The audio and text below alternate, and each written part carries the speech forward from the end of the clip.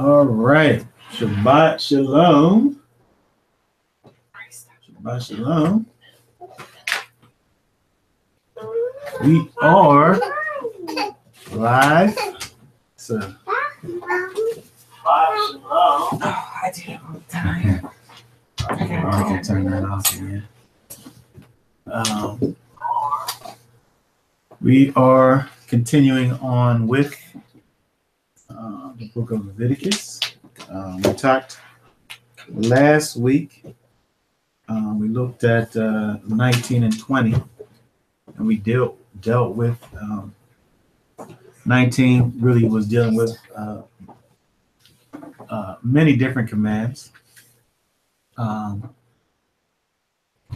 and 20 touched on Molech a little bit, and then also dealt with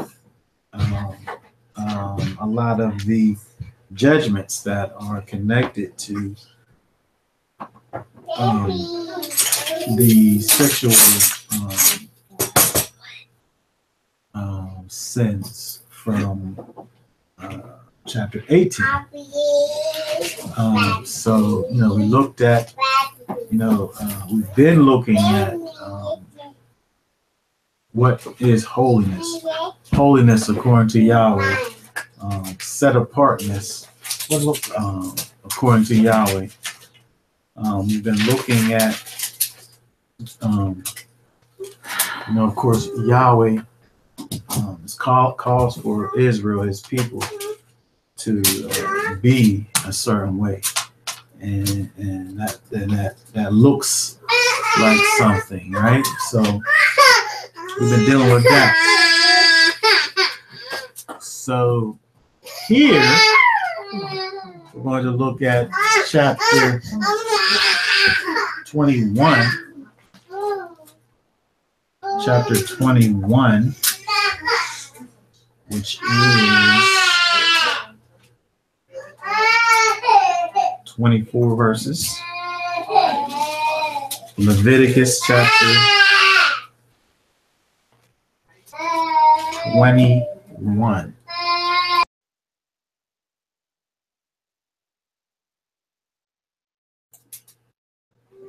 We're going to look at, you got that up there? All right, so let's hear Leviticus 21, nice and loud. And Yahweh said unto Moses, Speak unto the priests, the sons of Aaron, and say unto them, There shall none be defiled for the dead among his people, but for his kin that is near unto him, that is, for his mother, and for his mother, and for his father, and for his son, and for his daughter, and for his brother, and for his sister, a virgin, that is nigh unto him, which hath had no husband, for her may he be defiled. But he shall not defile himself, being a chief man among his people, to profane himself. They shall not make baldness upon their head, neither shall they shave off the corner of their beard, nor make any cuttings in their flesh. They shall be holy unto their Elohim, and not profane the name of their Elohim. And for the offerings of Yahweh made by fire, and the bread of their Elohim they do offer. Therefore they shall be holy.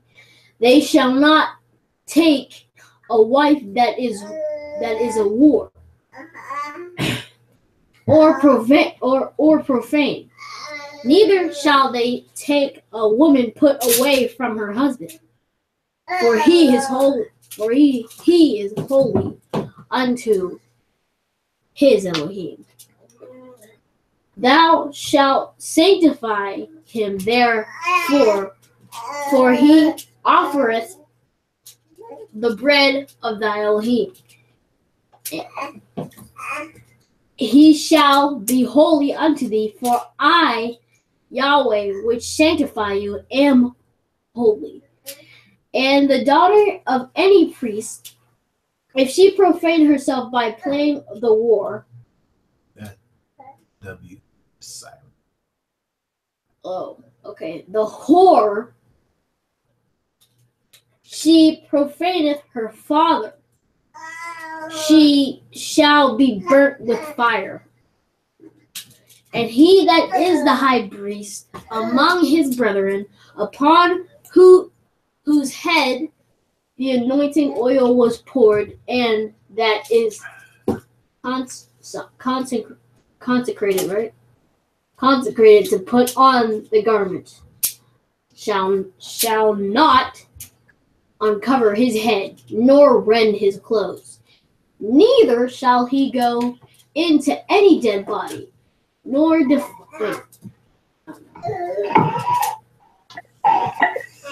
Can you turn off your my computer just What? Is that? no, it just turned off because I wasn't moving my mouse. Okay, nor profane the sanctuary of his Elohim. For the crown, where you at? Well, the crown of the anointing oil of his Elohim is upon Yahweh. He shall take a wife in her virginity, a widow or a divorced woman or profane or a harlot, these shall he not take, but he shall take a virgin of his own people to wife. Neither shall he profane his seed among his people, for I, Yahweh, to sanctify him. And Yahweh spake unto Moses, saying, Speak unto Aaron, saying, Whosoever he be of thy seed in their generations that hath any blemish, let him not approach to offer the bread of his Elohim. For whatsoever man he be that hath a blemish, he shall not approach. A blind man, a lame, he that has a flat nose, or anything superfluous, or a man that is broken-footed, or broken-handed, or crook-backed, or a dwarf, or that hath a blemish in his eye, or be scurvy, or scabbed, or hath his stones broken. No man that hath a blemish of the seed of Aaron, the priest, shall come nigh to offer the offerings of Yahweh made by fire. He hath a blemish, he shall not come nigh to offer the bread of his Elohim. He shall eat the bread of his Elohim, both of the most holy and the holy. Only he shall not go in unto the veil, nor come nigh unto the altar, because he hath a blemish, that he profane not my sanctuaries, for I, Yahweh, do sanctify them. And Moses told it unto Aaron, and to his sons, and unto all the children of Israel.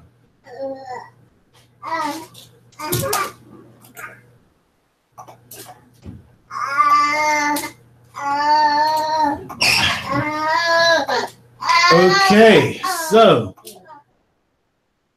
here we have the commands that were spoken to the priests, those that were spoken to the Kohanim specifically. We look at the priests, and there is a higher level of sanctification that is required of the priests, a higher level of sanctification. When we look at the sons of Aaron, those that will be the high priest, that lineage,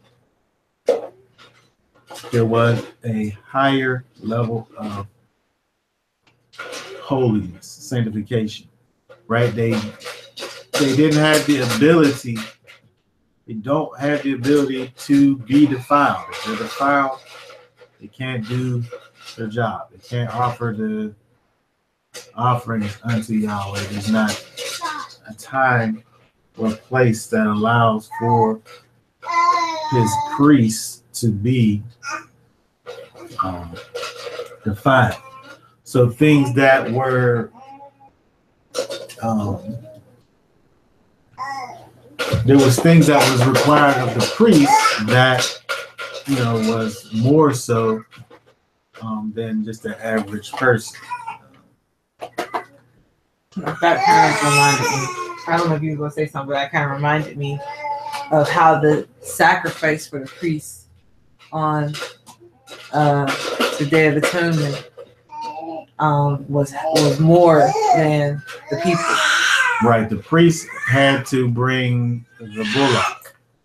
The priest had to bring the bullock as his offering, which of course was basically the highest offering that could be brought. Mm-hmm. The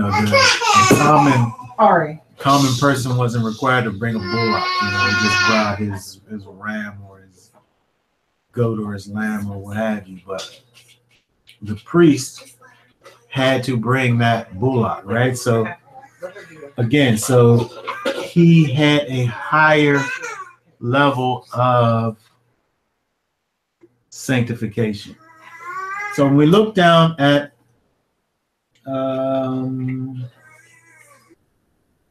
even as it begins in verse 1, no one shall defile himself for a dead person among his people, except for his relatives who are nearest to him, his mother, his father, his son, his daughter, or his brother. Also for his virgin sister. So if he had a sister that was never married, she makes the list, right? But apart from that, they were not able to come into contact with dead people because, of course, that causes them to be defiled. And if the priest is defiled, he can't do his job. We even just think about this. We look at the priests as where they're kind of the intermediary in between the people and Yahweh.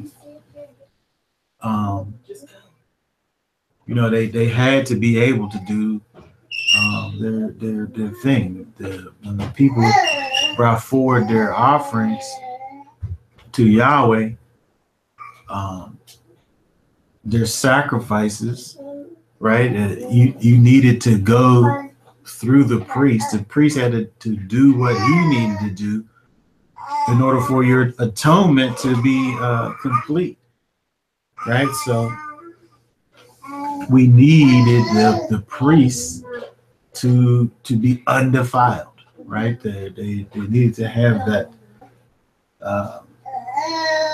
be always in that state of being undefiled. So they could not come in contact with dead bodies at all, except for the nearest relatives, mother, father,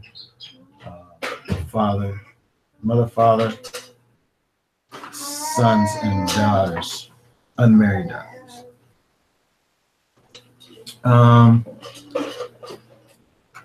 He shall not defile himself as a relative by marriage among his people. So again, only the closest blood relative. If it was in-laws, he couldn't be defiled for them. In-laws. Only his own mother. Father. Okay, so let's look at some of these. Let's look at some of these things here. We look at how it says, verse 5, they shall not make any baldness on their heads, nor shave off the edges of their beards.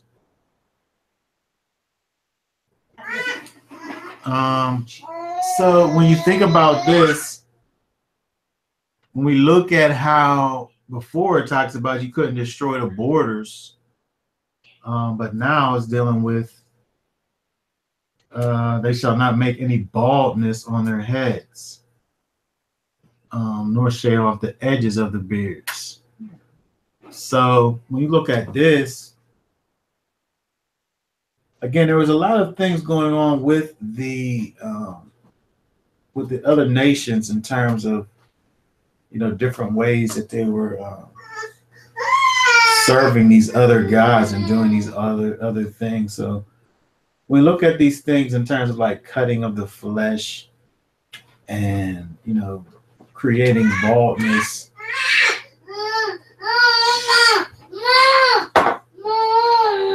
there was a lot of ways that was going on with the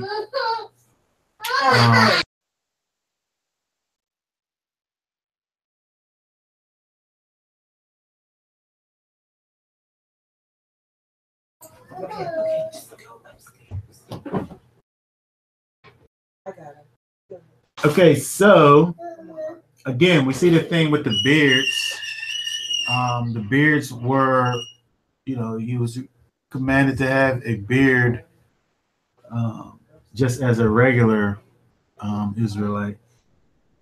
But here, of course, they didn't want you to shave off the edges. Let me see what that's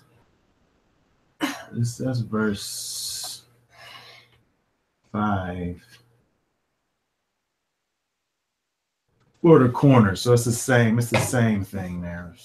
The borders, the edges, you're not making it all nice and lined off right there. You're not creating baldness.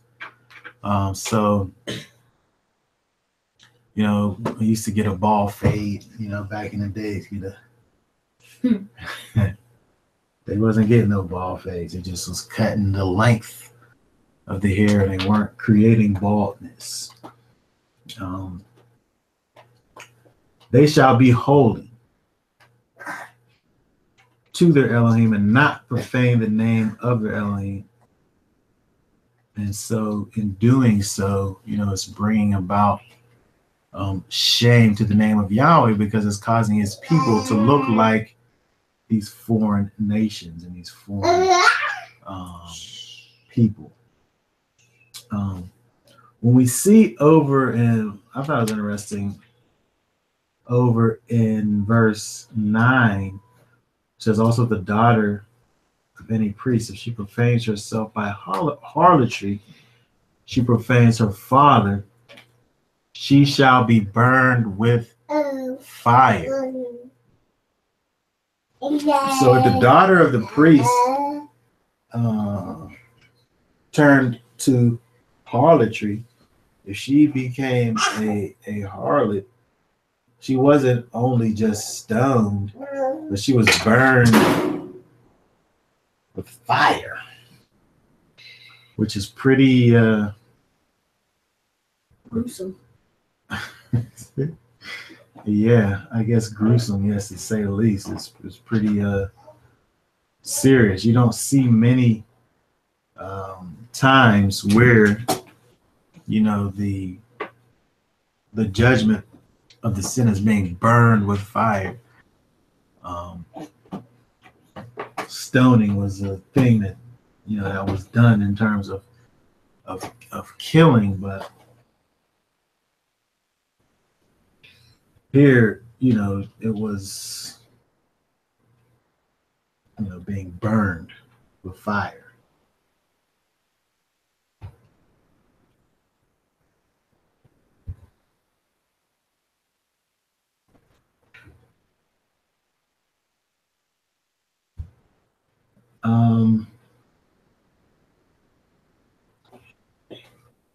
One thing that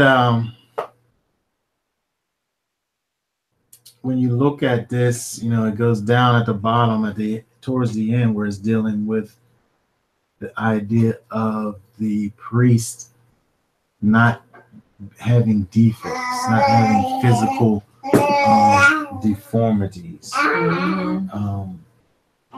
being blind or lame or disfigured face or what have you.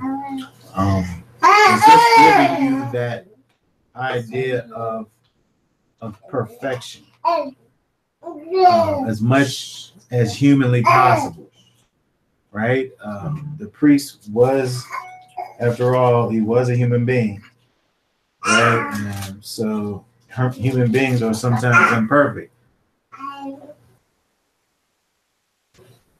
But even in saying that, if you wasn't perfect, then you couldn't be a priest.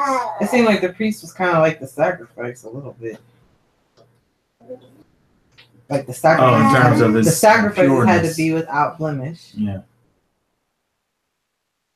Well, it's giving you that picture of that pureness, of wholeness. Remember when we talked about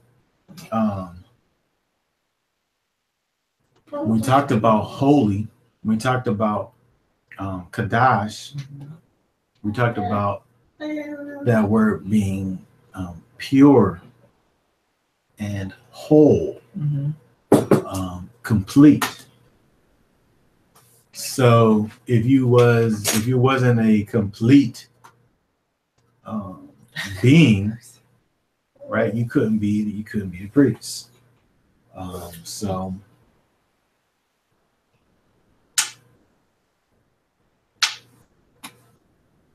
that was just the thing. So basically, it's part of the qualification. Right. You wasn't able to function unless you fit these qualifications. I think that now people try to be so inclusive of others. Companies have to hire people who have disabilities. It don't matter if the disability means they can't do anything at all for the company. If they don't hire someone based off of them having a disability, then they can get sued or. There wasn't an equal opportunity back in the back at the priesthood. They wasn't dealing with equal opportunity. You had to. You couldn't be handicapped. You couldn't be handicapped and be part of the priesthood. It's interesting because when you look at the priest, again, the priest to the people represented the Most High. The priest to the people represented the Most High. So you couldn't have that representative be, somebody that was faulty, somebody that was broken, somebody that was marred. He had to be perfect, right? He had to be undefiled. He couldn't be with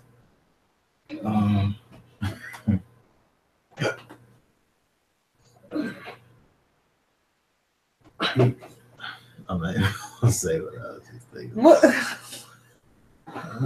But he just everything about the priest just had to be. It just had to be right. Goodness. Right. So, okay. So when you look at this,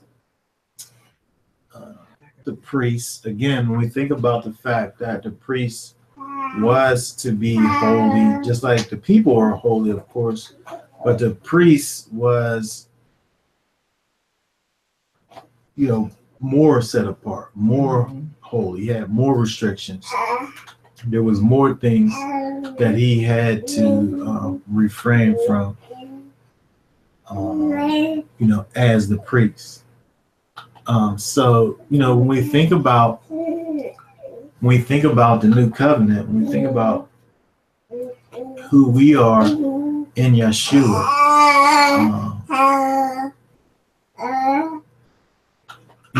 when we look at Israel, for instance, when we look at Israel, because the same thing that was true for Israel is true now for us. When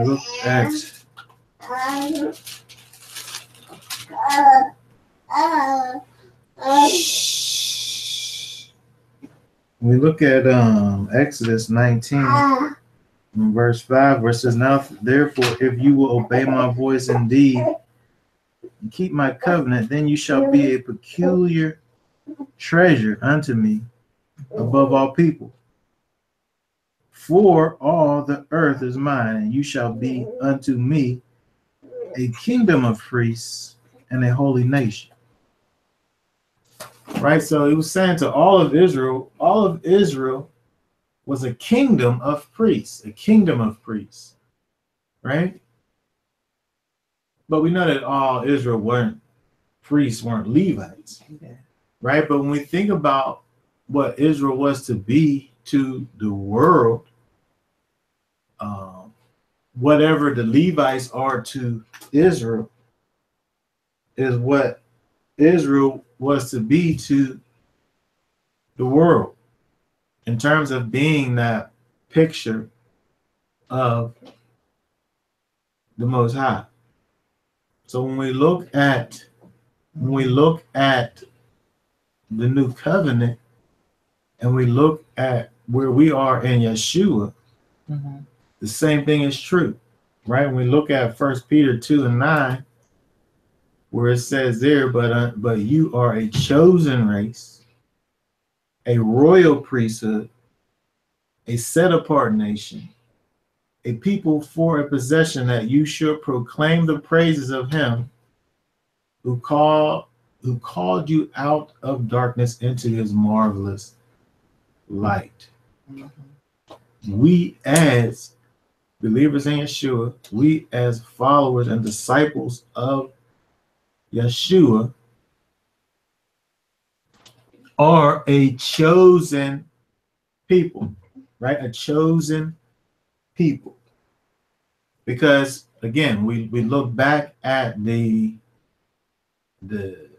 model, Israel, again, who was that peculiar treasure that Jacob. Jacob. What did I say? You said Israel, but you're talking about the person.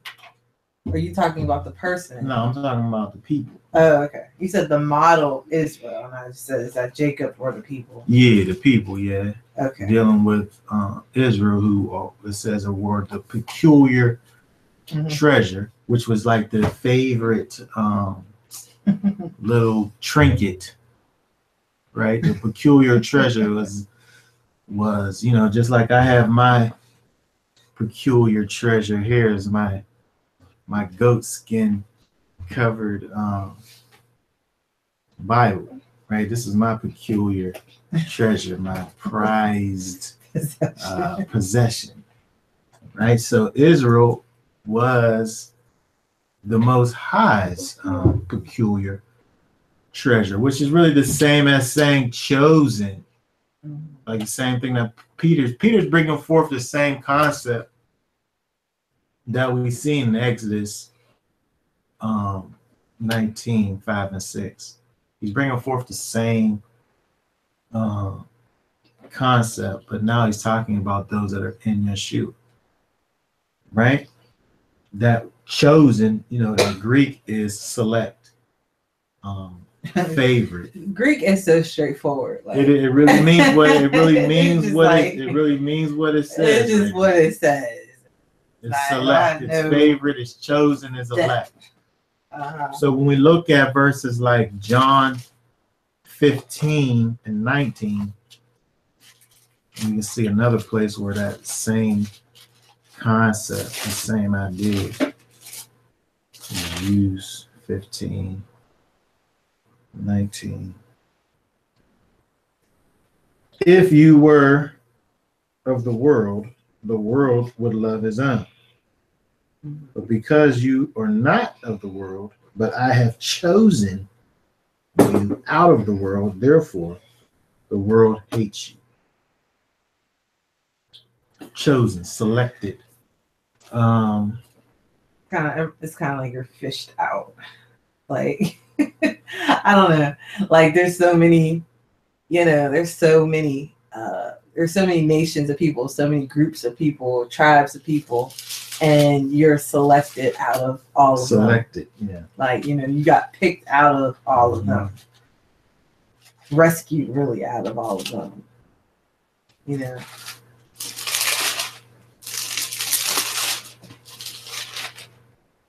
Matthew 20 and 16. Mm-hmm. 20 and 16 says, so the last shall be first, and the first shall be last. For many are called, but few are chosen. Few are select. Mm-hmm. Few are the elect. Few are favorite. Many are called, but few are chosen. Right? So when we look at, let's look at one more, Isaiah 41. We'll get into the Hebrew concept of chosen. Isaiah 41, verse 9.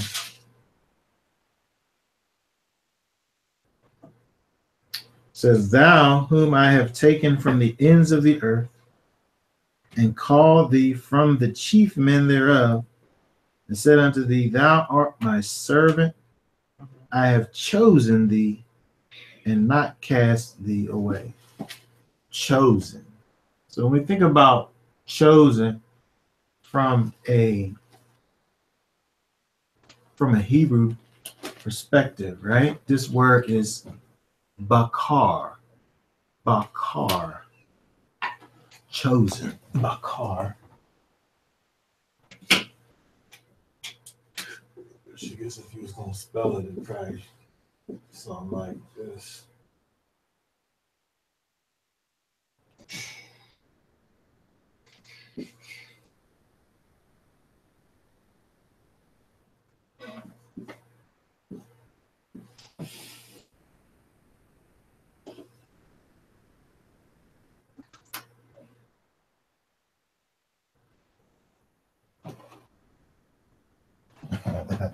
I always draw that bait upside down. Man, You did it again, but that's a fact. You drew it upside down again.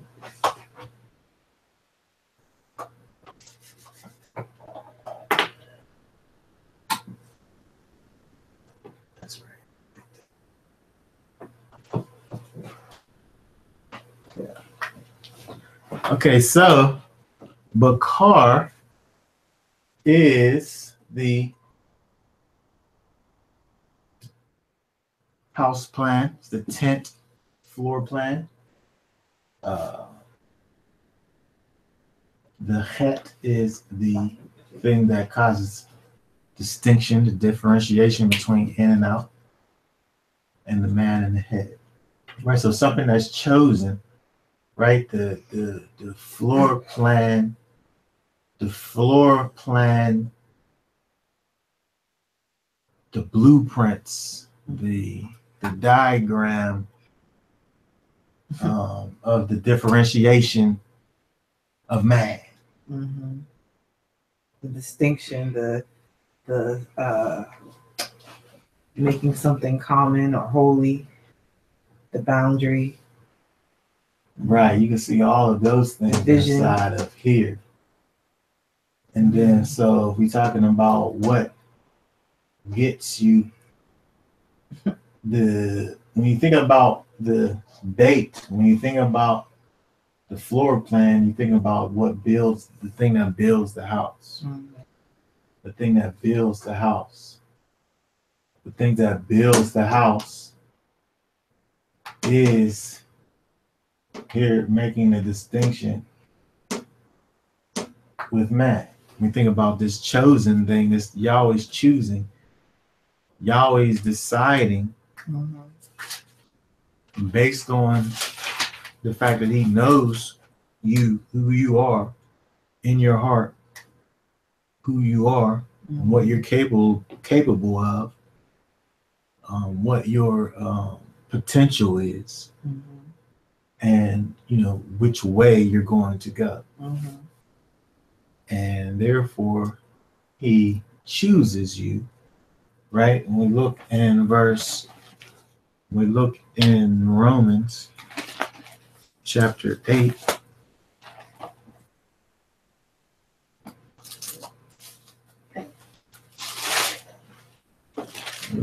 Romans chapter 8, verse 29, it says, or 28 and 29, as we know that all things work together for good to them that love Elohim, to them who are called according to his purpose. 29, for whom he did foreknow, he also did predestinate to be conformed to the image of his son, that he might be the firstborn among many brethren. Because he knew what each one of us would and will do, he chooses us based on his foreknowledge, right? He makes his predetermination based on his foreknowledge. We're talking about his chosen. We're talking about his elect, those who he chooses.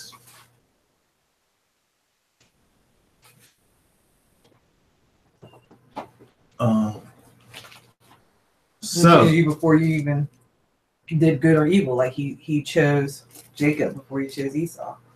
Right. I mean, he chose Jacob over Esau before they could even do any evil. Right. Right. Before anything was even so done. It's not like you do something and then you get disqualified. No. He chooses you before you do. He already knows. He already knows. Mm-hmm. That's why he's able to love Jacob and hate Esau, because he knew Esau wasn't going to respect the things that are of Yahweh. And he knew that Jacob was going to respect the things that are of Yahweh. Mm-hmm. And therefore, he made that decision based on that, right? Mm-hmm. So, talking about his chosen, again, we're looking at what Peter has to say about those that are followers of Yeshua, right? They're chosen people. They're chosen people. A royal priesthood, it says. A royal priesthood. A kingly priesthood, right? When we look at the Levites, right? The Levites, yes, they were a priesthood, but they, the kings were from Judah, right? The kings were from Judah.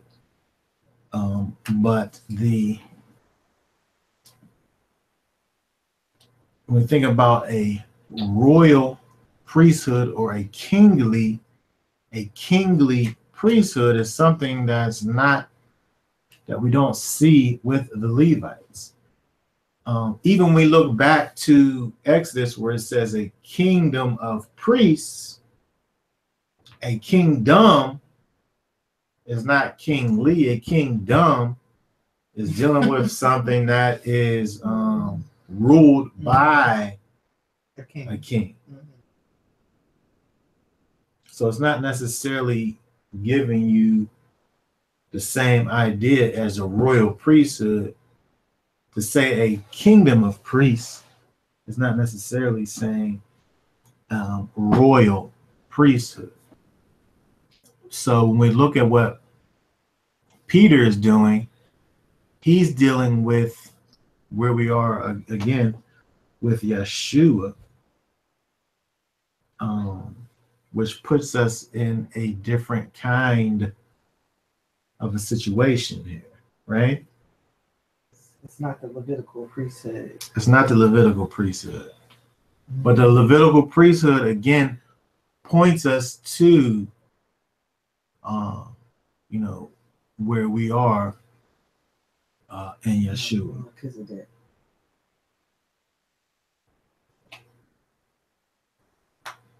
I mean, the only person who fits the whole kingdom being a kingly priest is Moses.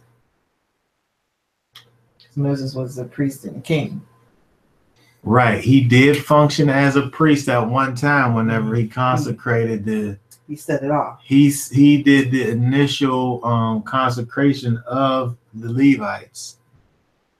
And he really was kind of the unofficial king of Israel. So we do see with Moses where he gave you a picture of the king priest. But of course, he did that kind of in a functional way. He didn't really kind of operate as that. He wasn't doing the priest thing the whole time. He just did it whenever he consecrated Aaron. Right, because they had to be consecrated by someone. Right? And the tabernacle, he also consecrated the tabernacle. Right, he did all of that. He did all of those things. And it wasn't wrong because of course, he was a Levite. So he was able to do it, right? But he was just the first one to do it. But again, as you say, it does give us that picture of the king priest, right? This idea of a royal priest. Now, again, when we look at the priesthood, what we see in Leviticus chapter 21, we look at the priesthood again, it's this higher level.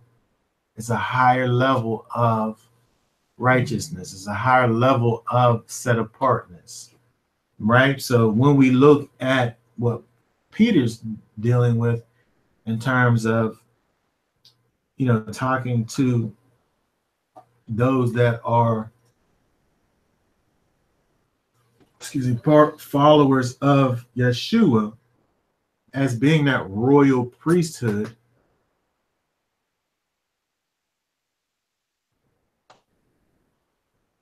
we see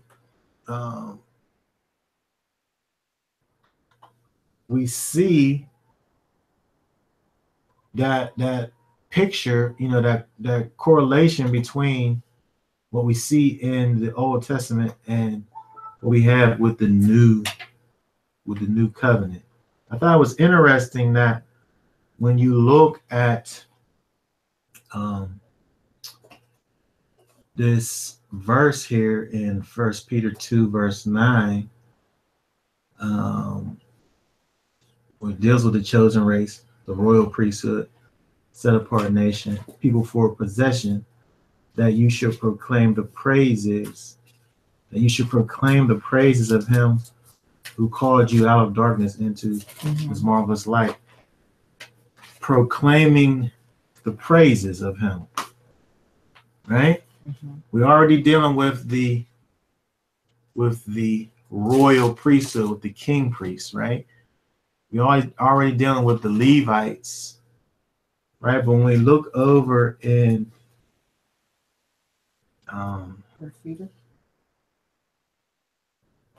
when we look over in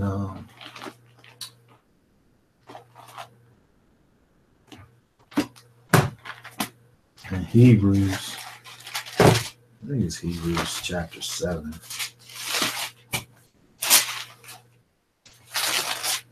Now you already know it, but it just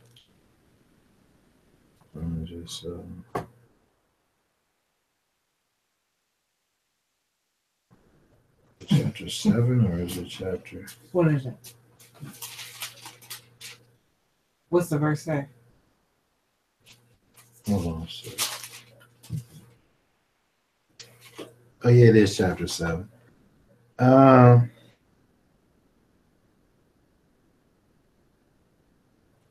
Chapter 7, verse 13. For he of whom these things are spoken pertains to another tribe, of which no man gave attendance to the altar. For it is evident that our Lord sprang out of Judah, of which the tribe Moses spake nothing concerning the priesthood. Right? We know that Yeshua came from the tribe of Judah, right? And Judah was the tribe that was the king. The scepter wasn't going to leave from the line of David, from Judah, right? Judah means what? Praise Yahweh. Judah means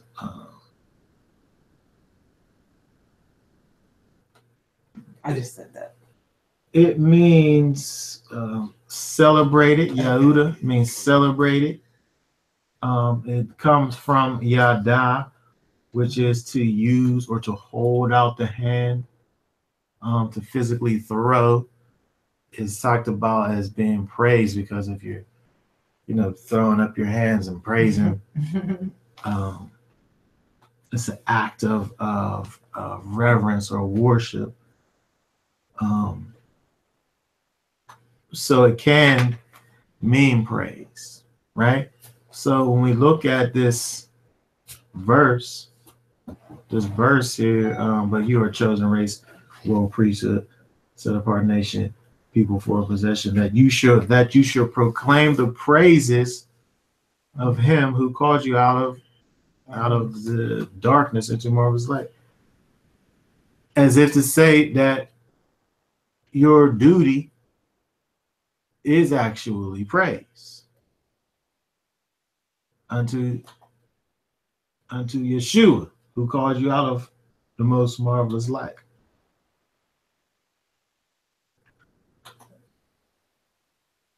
Your duty is to manifest the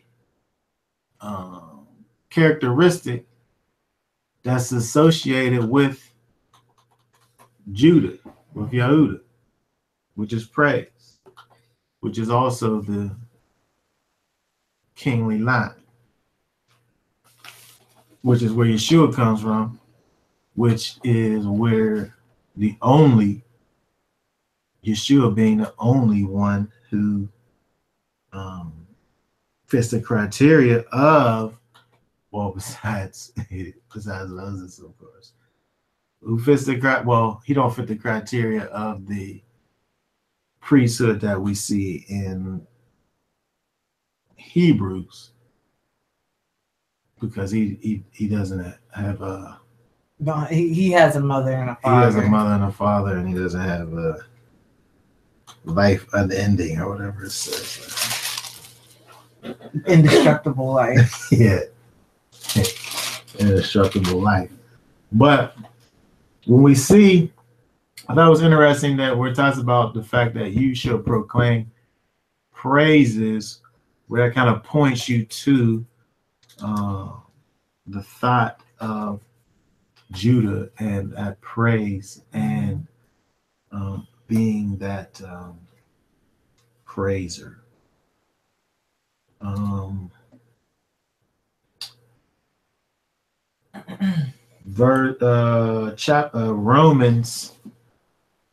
Romans 2, 28 and 29.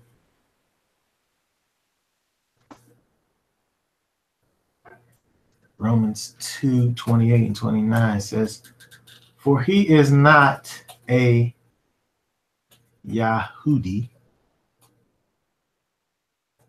who is outwardly, neither is circumcision, that which is outward in the flesh, but a Yahudi is he who is so inwardly, and circumcision is that of the heart, in spirit, not literally, whose praise is not from men, but from Elohim." That's Romans 2, 28 and 29.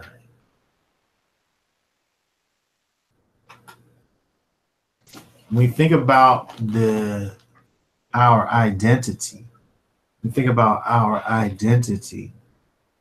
our identity is in Yeshua, right? Our identity is in Yeshua.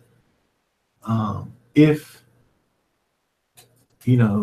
your sense of connection to the Most High is dealing with anything other than Yeshua,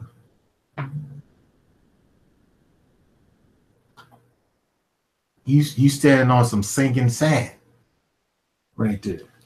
Right? This we look at this verse in Romans, the key point here is dealing with the fact that if you don't have a renewed heart, if you don't have that circumcised heart, if you don't have that spirit of the Most High dwelling on the inside of you, it doesn't really matter. It doesn't really matter who your daddy is. Right? So when we dealing with over here, back again with this royal priesthood, that's how you become part of this royal priesthood is through Yeshua. Right? And again, so bringing it back full circle, dealing with, looking back at Leviticus 21 and the fact that the priests, had this higher level of righteousness, of set apartness. And if we in Yeshua are this royal priesthood, right? We as followers of Yeshua should have the highest level of set apartness. That should be where we are, right? We can't be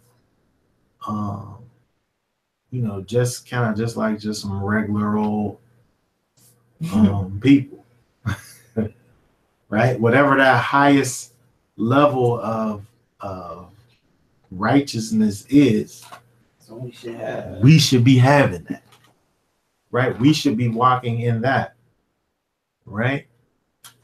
Showing forth the praises of Yeshua, who calls out of darkness into his marvelous light. Right? We should be constantly showing, right? Because if we're called out of darkness, that means that we're not darkness anymore. Right? So we should have that high level of set apartness that's manifesting that marvelous light. Right? So people shouldn't have to look at us and have to examine us carefully to see if we are the royal priesthood. It should just be something that they, Yeah.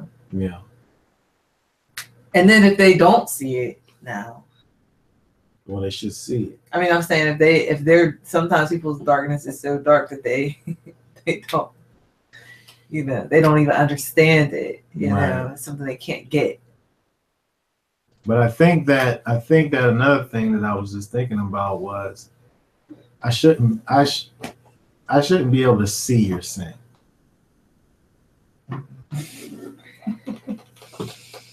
You might have some sin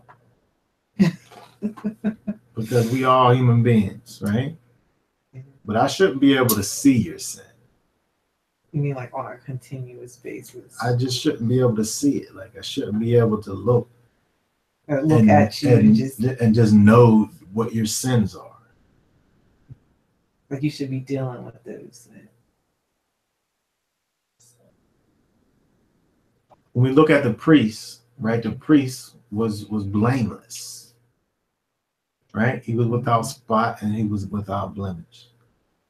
So if we dealing with now with us as this royal priesthood with Yeshua inside of us, where we should be proclaiming the praises of Yeshua, who calls us out of darkness into this marvelous light, through our life, through our walk, through our conduct.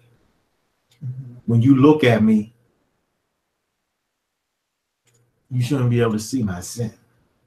You just look blameless. I should look blameless. I should actually be blameless. I should be blameless, but at very least, I should look blameless. Like people shouldn't be able to look at your life and be like, look at that right there. Yes. Look at that right there. Yeah. If you got a list, it shouldn't be something that people could actually look at and see. As a priest, as a royal priesthood. He's not just talking about people who, he's not talking about positions, right? He's not talking about, you know, he's talking about regular people who just is saved by the blood of Yeshua, or royal priesthood. I think that the spirit working inside of you, it's convicting you of your blemishes. Yeah. And it's causing you to get rid of those blemishes. Like one by one, it's causing you to get cleansed. As it manifests, they should be dropping away. They're getting dealt with. But I'm just saying, I shouldn't be able to look at you and see that stuff. I shouldn't be able to see your deformities. Right? Crooked hand. Right, and your broken backedness. Humpback. And your crushed stones. And your humpback. I shouldn't be able to see those things. They said something about the beard too. What was that one? Yeah. Like on your face. Like you could literally look at the person and see it right on their face. Right. Yeah. Yeah, I mean that's true. Yahweh is not an equal opportunity employer. He has some requirements, and we don't want to line ourselves up with those requirements. And that means we don't want to serve him. Right. And again, when we look at this verse, when we look at this, you know, what's going on here, this should be our lifestyle. Our lifestyle should be proclaiming the praises of Yeshua. Right? When I walk around, you know, Yeshua is what you should see. If you're seeing these things that are contrary to Yeshua, how can you be proclaiming him? You're not proclaiming. You're not proclaiming them.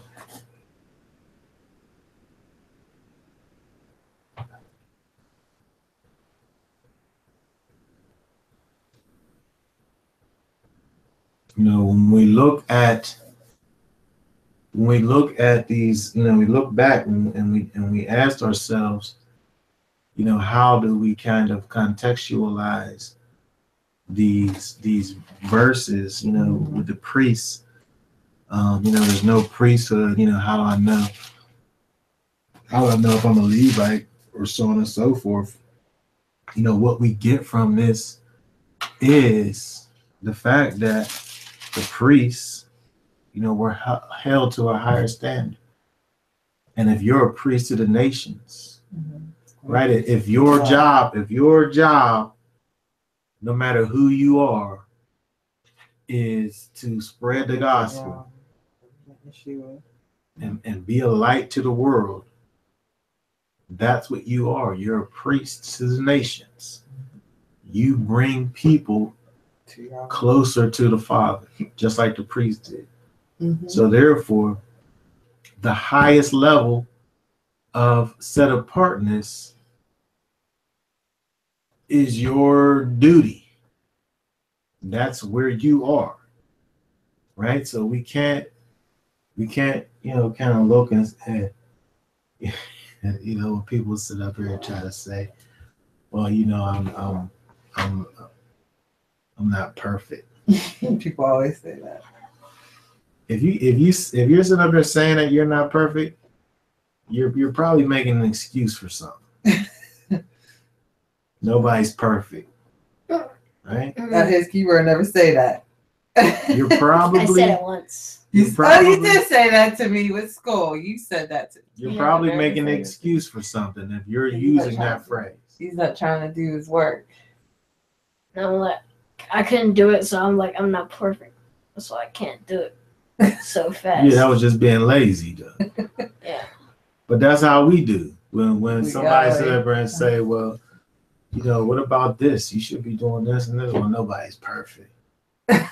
That's a cop-out. That's somebody not trying to do what's right and just making an excuse for themselves, right? When we're supposed to be showing forth the praises of him called us out of darkness, past tense. He already did it. Right? He already called us out of darkness already. That should be the past tense, Right. right? With the people who are already called out. Right. But they want to try to say, oh, they want to hold on to their imperfection. Mm-hmm. Because it's convenient, or it's inconvenient to come up higher. But if we're priests, that's where we are, right? We must come up higher.